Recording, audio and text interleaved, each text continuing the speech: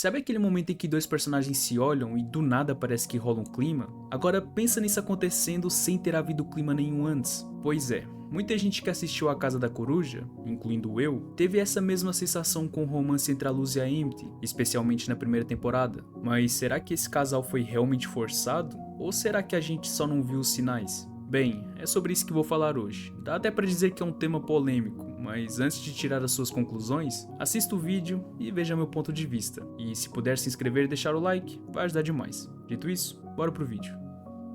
A representatividade é importante, mas ela precisa vir acompanhada de uma boa narrativa. Essa frase pode parecer polêmica, mas ela resume bem o que muita gente sentiu ao assistir a primeira temporada da Casa da Coruja, principalmente ao acompanhar o nascimento do romance entre a Luz e a Amy, e acho que foi o primeiro casal LGBT canônico em uma série da Disney. Isso, por si só, já foi revolucionário. Mas quando olhamos com mais atenção, percebemos que esse romance, apesar de significativo em termos culturais, talvez tenha deixado a desejar em termos de construção narrativa, pelo menos no começo. Essa crítica não é contra o casal em si, muito pelo contrário, até porque ao longo das temporadas a Luz e a Amy se tornam um dos pontos mais altos do desenho, com uma relação doce, carismática e cheia de momentos genuinamente tocantes. Mas é justamente por isso que vale a pena olhar com calma para como essa relação começou e questionar: será que o início desse romance foi orgânico ou foi na verdade forçado? Vamos voltar ao início. Quando somos apresentados a Amy, a personagem surge como aquela típica rival da escola, fria, orgulhosa, inteligente e, acima de tudo, bem distante. Ela despreza a Luz, humilha a Willow e carrega uma aura de superioridade que a coloca, ao menos inicialmente, no papel da antagonista social. Esse arquétipo é comum e até funciona bem porque dá margem para um desenvolvimento interessante, até porque ver um personagem assim se desconstruindo aos poucos é algo que o público geralmente gosta. O problema é que essa transição na Amy acontece de forma extremamente rápida. Em poucos episódios, ela deixa de ser a rival arrogante para se tornar alguém vulnerável, envergonhada e apaixonada pela protagonista. Não há um arco claro de redenção, não há um processo bem desenvolvido de aproximação. É como se a série pulasse etapas, de inimiga para crush, com um pulo de roteiro. A Amy muda tanto e tão rápido que parece que perdemos cenas importantes no caminho, e isso quebra a imersão. Se do lado da Amy ainda conseguimos enxergar algum fio narrativo, mesmo que apressado, o da Luz é ainda mais problemático. Até o episódio do baile, que é o ponto em que a tensão romântica entre as duas explode, Luz não demonstra absolutamente nenhum tipo de afeto especial por Amy. Ela a trata com curiosidade, às vezes com uma leve desconfiança, mas nunca com um olhar mais profundo. Dá até pra dizer que as suas interações com Willow e Gus são bem mais naturais e afetuosas. Há uma química de amizade ali que simplesmente não existia entre a Luz e a Amy nos primeiros episódios. Aí do nada a Amy quer convidar a Luz pro baile, e a Luz corresponde, entra na dança. Ela sorri, dança com ela. Nós somos convidados a acreditar que a paixão é mútua, mas a questão é: quando esse sentimento surgiu?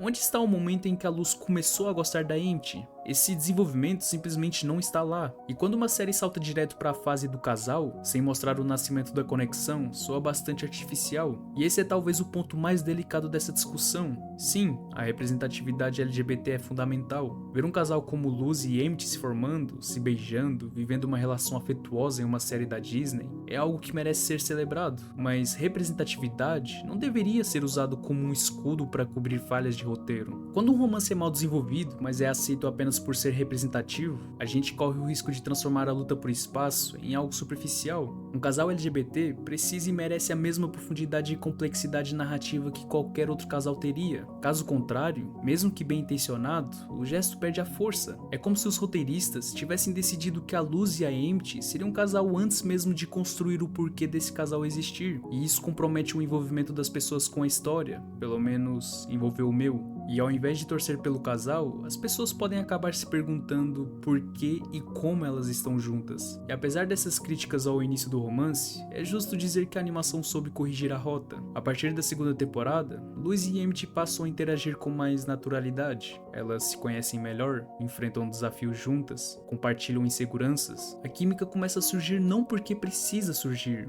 mas porque o roteiro dá espaço para isso acontecer. A Amy amadurece, lida com as suas inseguranças familiares, se mostra mais aberta e afetuosa. A Luz, por sua vez, também começa a se entender melhor emocionalmente, inclusive no que diz respeito à sua sexualidade. A relação entre elas deixa de ser apenas um símbolo e passa a ser de fato uma parte significativa da narrativa, com peso emocional. Esse crescimento transforma transforma o que parecia um romance forçado em algo genuíno. E aí sim, o casal começa a funcionar, não apenas como representação, mas como relação. Então sim, o romance entre a Luz e a Emmett começou de forma apressada, forçada. Faltou construção, faltou tempo, faltou química inicial, e essa pressa comprometeu a imersão de parte das pessoas, que viu no casal mais uma imposição do roteiro do que uma consequência natural da história. Mas felizmente, a série soube lidar com isso. Aos poucos, Luz e Emmett se tornaram algo mais do que apenas um casal representativo. Elas viraram de fato um bom casal. Não acho que seja o melhor casal, mas dá sim pra aceitar.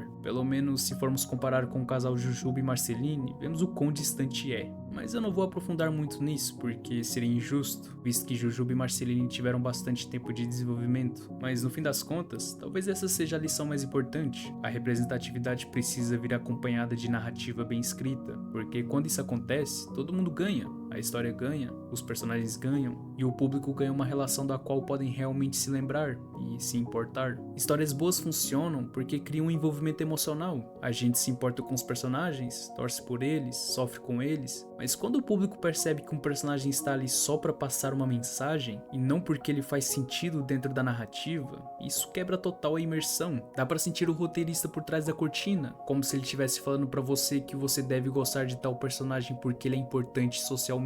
Mas gostar não funciona assim, e honestamente, até piora. A gente gosta do personagem quando ele é bem escrito, bem desenvolvido, bem construído. Quando o roteiro tenta obrigar o público a aceitar alguém só por ele ser representativo, a reação muitas vezes é o contrário do que se esperava. E existe uma ironia cruel nisso tudo.